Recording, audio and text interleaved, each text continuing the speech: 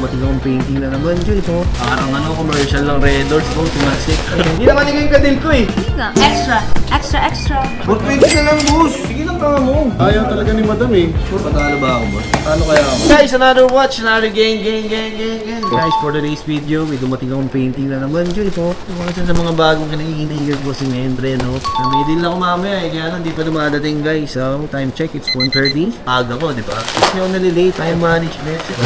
Tingnan muna natin itong binili ko kay Mark Maa. Yan ang good thing. Maganda ito dong. Ten. Yun. Ano ito? Nice. Ito ibibigay ko sa kliyente ito, guys. Ito yung mga regalo ko kay Madam B.I. Yan o. Parang commercial ng Red Doors, bro. Tumaksik.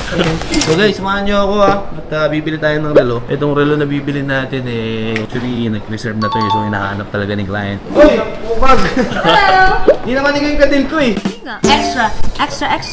Ayun guys, teka lang, may bisita pala tayo.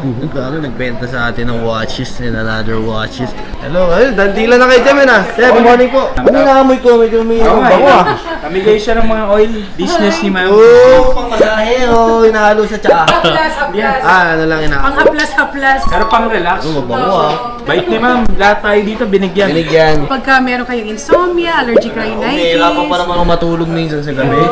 Ito, anong company to, madam? DR Essentials. Hindi ba Dr. Essentials? DR talaga? Yung DR Essentials kasi Daisy Reyes siya. Pero para mas madaling matandaan ng tao, kaya Dr. Essentials. Madam, thank you so much. Thank you so Hindi ko much. nakapunta yung scene. Sayang. Thank you, Reggie. Salamat po. Busy God ka, bless. okay lang. Mayaman na. Alam mo no? Busy ka eh. Bro, kamusta? Kaya, kamusta? Storbo ka, maglalaro na ako. Kala ko hindi na tayo tuloy. Guys, bibili tayo ng relo. Ayun, boss. Ito, bibentahan tayo, guys. Cartier Santos na medium, two-tone yellow gold. Boss, promote ka naman. Sino ka ba, boss? Hi, Baka nakakalimutan Face din. Wash Manila and Watchwise Manila, please follow. Sobrang mura dyan, guys. Saan nila kayo bumili? Ba't kasi dito? Joke lang.